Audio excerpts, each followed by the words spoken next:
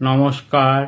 অবহেলিত সমাজে সব চলে আপন খেয়ালে, কেউ রাখে না খোঁজ সমাজের ওই অবহেলিতদের।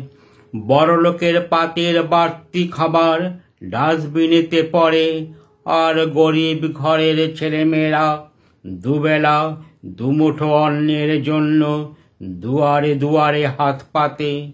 কেউ বা দেয় খাবার, কেউ বা আবার তাচ্ছিল্য করে। তবু ওরা মনের কষ্ট মনে রেখে বাবুদের সেবায় নেমে পড়ে কাজে।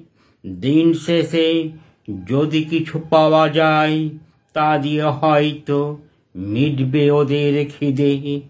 এভাবে দিন শেষে ওরা চাঁদের আলোয় ঘুমিয়ে পড়ে।